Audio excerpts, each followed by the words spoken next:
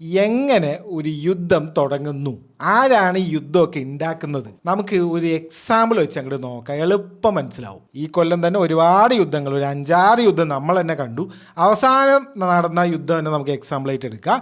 തായ്ലൻഡും കംബോഡിയയും തമ്മിലുണ്ടായിരുന്ന ഒരു യുദ്ധം. അപ്പം നിങ്ങൾ അവിടെ ഒരു കാര്യം മനസ്സിലാക്കേണ്ടത്, അവസാനത്തെ ഒരു 5 വർഷത്തെ കണക്കെടുത്തു കഴിഞ്ഞാൽ കംബോഡിയക്കാർ 93% അവരുടെ മിലിറ്ററി എക്യുപ്മെൻറ്റ്സും ഈ മിലിറ്ററി ട്രെയിനിങ്ങും ഈ നേവൽ ഇൻഫ്രാസ്ട്രക്ചറും എല്ലാം മെയിൻറ്റെയിൻ ചെയ്യുന്നതും പ്രൊവൈഡ് ചെയ്യുന്നതും ചൈനയാണ്. അതേപോലെ തായ്ലൻഡിൻ്റെ കേസ് എടുത്താൽ കഴിഞ്ഞ 5 വർഷത്തിൽ ചൈന തന്നെയാണ് അവർക്കും പ്രൊവൈഡ് ചെയ്യുന്നത്. സൗത്ത് കൊറിയയാണ് സെക്കൻഡ്. US-ഉമായിട്ട് ട്രീറ്റിയൊക്കെ സൈൻ ചെയ്തിട്ടുണ്ട് പണ്ട്. പക്ഷേ ഇപ്പോൾ വെറും 10% അവരുടെ മിലിറ്ററി കാര്യങ്ങളെ US പ്രൊവൈഡ് ചെയ്യുന്നുള്ളൂ. ഈ വർഷം മെയ് 30 ഷാങ്ഗ്രീല ഡയലോഗ് എന്ന് പറഞ്ഞിട്ട് ഈ ഡിഫൻസ് സമ്മിറ്റ് ഉണ്ട്. ഓരോ രാജ്യങ്ങളിലെ ആൾക്കാരൊക്കെ വന്നിട്ട് സിംഗപ്പൂർ വെച്ചിട്ട് അവിടെ വെച്ചിട്ട് അമേരിക്കയുടെ ഡിഫൻസ് സെക്രട്ടറി ആയിട്ടുള്ള പീറ്റ് ഹെഗ്സെത്തും ഡെപ്യൂട്ടി PM ഓഫ് തായ്ലൻഡും കൂടെ ഒരു മീറ്റിംഗ് വെച്ചിട്ടുണ്ടായിരുന്നു. പേരിങ്ങനെയാണോ പ്രൊനൗൺസ് ചെയ്യേണ്ടതെന്ന് അറിയില്ല. ഫ്യൂട്ടം വെച്ചനാച്ചായിന്നോ അങ്ങനെ എന്തോ ആണ് പുള്ളിയുടെ പേര്.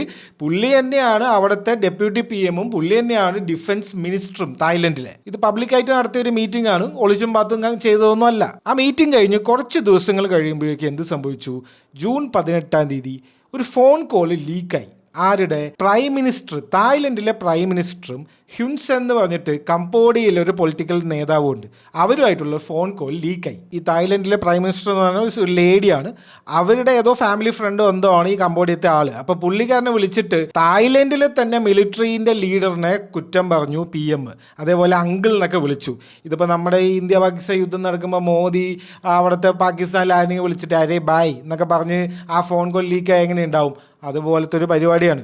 എന്ത് സംഭവിച്ചു? ജൂലൈ 3 പുള്ളിക്കാരിനെ PM-നെ സസ്പെൻഡ് ചെയ്തു, അവിടുത്തെ ആൾക്കാരൊക്കെ കൂടി ചേർന്നിട്ട്. ഇപ്പം ഇപ്പോൾ ഉള്ള പ്രൈം മിനിസ്റ്റർ പോയി. അപ്പം ഇനി അടുത്ത പ്രൈം മിനിസ്റ്റർ ആരാവും? അതാണ് നമ്മുടെ ഡെപ്യൂട്ടി പ്രൈം മിനിസ്റ്റർ ഇല്ലേ, നമ്മുടെ അമേരിക്കക്കാർ മീറ്റ് ചെയ്തില്ലേ പുള്ളിക്കാരൻ. ഒരു യുദ്ധം നടക്കുന്നു, യുദ്ധത്തിൽ കുറേ ആവശ്യങ്ങൾ വരും, മിലിറ്ററി ആവശ്യങ്ങൾ വരും.